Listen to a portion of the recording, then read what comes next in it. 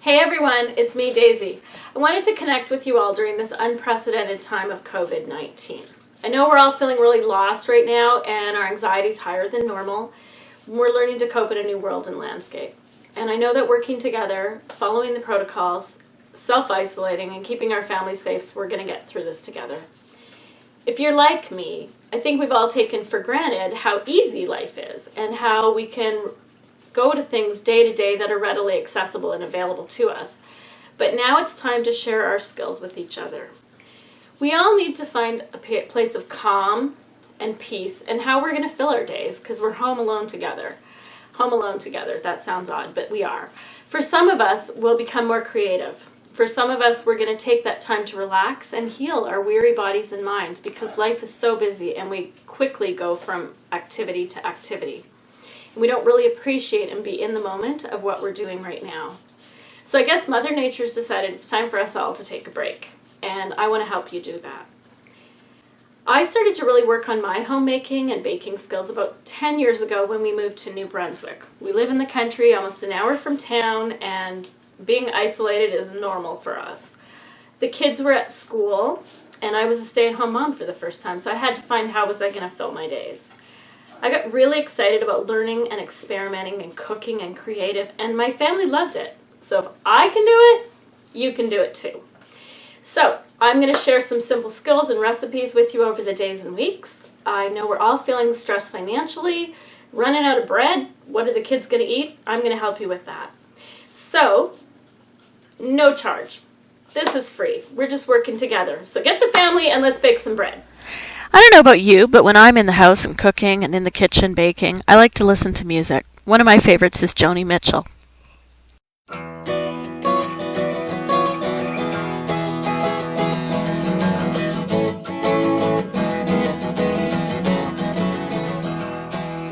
Today we're going to make Peasant bread. This is a simple yeast bread. You can make it home with flour and a few ingredients on your countertop. You can get really creative and add multiple ingredients for a savory or sweet bread, or you can make a basic white bread. These breads are crusty on the outside and chewy on the inside, and it doesn't take any special equipment. My favorite recipe is from itsalwaysautumn.com, a basic white recipe with only 4 ingredients. So I'm going to follow her recipe and make adjustments for my other breads. Let's go. First, you're going to add all your dry ingredients into the bowl together. Then add your warm water. Once you've mixed your bread, it's going to be a shaggy mess. Mix it just until all of the ingredients are wet, which is about a minute of mixing, but don't overdo it. And then we're going to cover it with saran and a cloth, and we're going to let it rest for 8 to 24 hours. Now the curtain opens on a portrait of today, and the streets are paved with passers-by, and pigeons fly, and papers lie, waiting to blow away.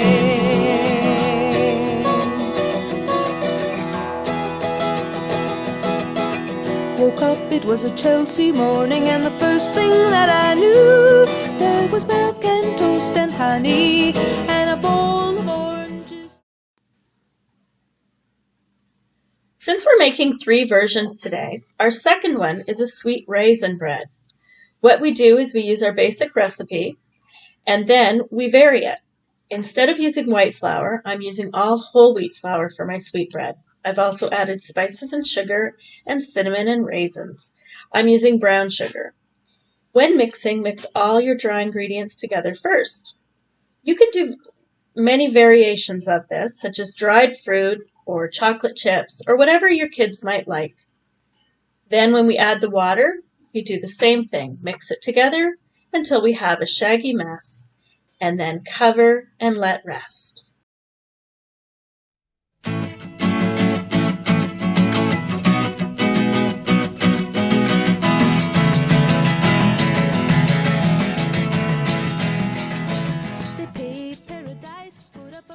Now we're going to make a savory bread. When I'm making my savory breads, I like to use half whole wheat and half white flour. You can add anything to this. I'm going to be adding feta and olives and cheddar.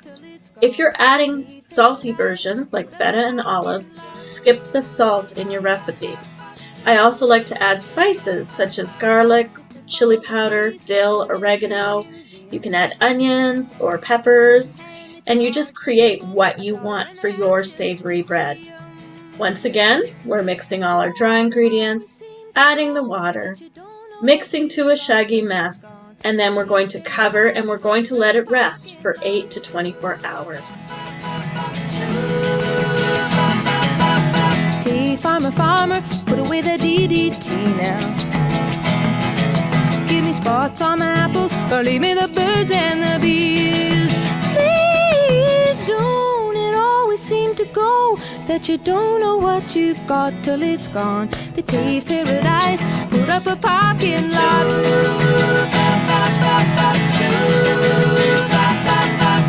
Late last night, I heard the screen door slam, and a big yellow taxi took away my old man. It's important that when your bread is resting, that it's in a consistent room temperature and no breeze. Your dough is going to rise on its own and bubble and begin to activate the ingredients to form bread. So now that our dough has sat and rested for 20 hours, we're going to get cooking. About 90 minutes before you want to eat it, you're going to turn on your oven to 450 degrees. Meanwhile, put some flour on your clean counter or parchment paper. Use a spatula and roll the dough out of the bowl. Gently roll it into the flour, such as I'm doing in this picture, and form it into a ball. It's going to feel like bread dough. Then you're going to let it sit for about 30 minutes and cover it with a towel.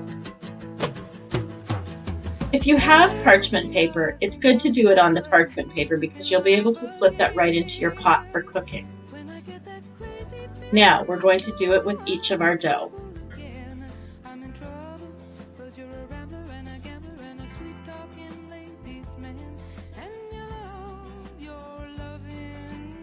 Now that our dough's ready and rested, we're going to take a sharp knife and cut a slit or a cross across the top of it.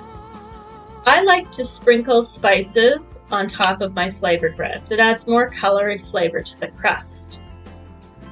And then I'm going to take and place it into my high-sided pan. Either use a stock pot or a Dutch oven or a crock pot, something that can take the high heat in your oven, and then you're going to cover it. If you're not using parchment paper, make sure that you grease the sides and the bottom of your pan. We'll do this to each pan. And then we're going to cover it with a lid or tin foil, and we're going to bake it for 30 minutes. And then we'll remove the lids and cook for 15 more.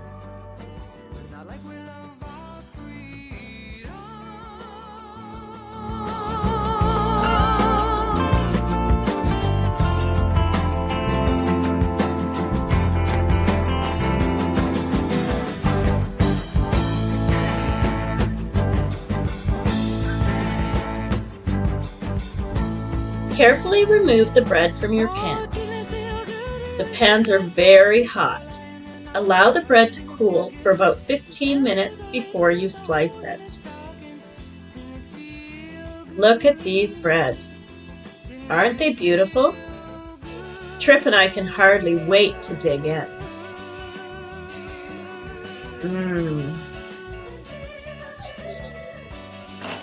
Peasant bread. We'll just cut into this. It's chewy on the inside and crusty on the outside, and it's still steaming. Let's put a little butter on this, Trip.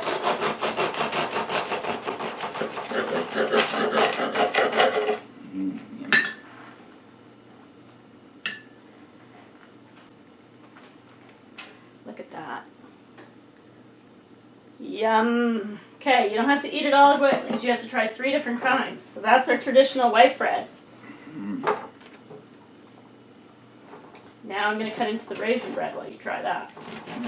Yummy. By the way, this is lunch. Good lunch. Now I've never actually done raisin bread with it, so it'll be nice to see how it's turned out. It seems to be really good so far. How's it taste? Good. Yummy. Yummy. What do you think would go nice with that? That's good just the way it is, but I like marmalade jam, so that would probably be good. homemade me. marmalade jam. Look at this raisin bread. Hopefully you can see that okay. Look at that melting. Okay, put that one down. Time to try this one.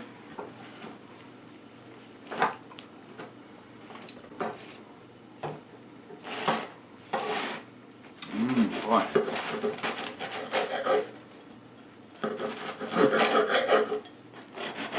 Mouth watering. Oh. Good. Oh.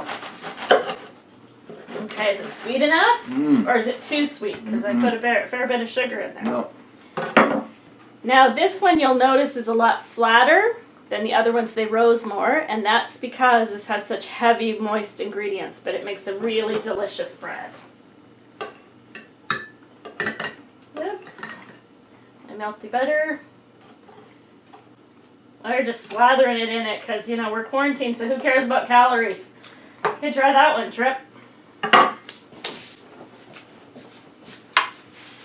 What do you think? Good. We can share because we've been quarantined together. Oh my land, I like that. Yeah. Yes, sir. That's a gooder. Oh, that's good. Okay, here we are at the end of our little video. We had fun eating the bread. I had fun making the bread. And I hope you have fun making bread too. So let me know what else you might like a how-to video on. I have a lot of kitchen skills. I have some other skills too, and I thought I would share those with you. So if you enjoyed this video, hit like, subscribe, share, and join our Trip and Daisy YouTube channel. Follow us on Instagram and Facebook. And we're going to keep sharing things. We're going to get through this together, everybody. Peace and love, and be careful, my friends. A Trip and Daisy production.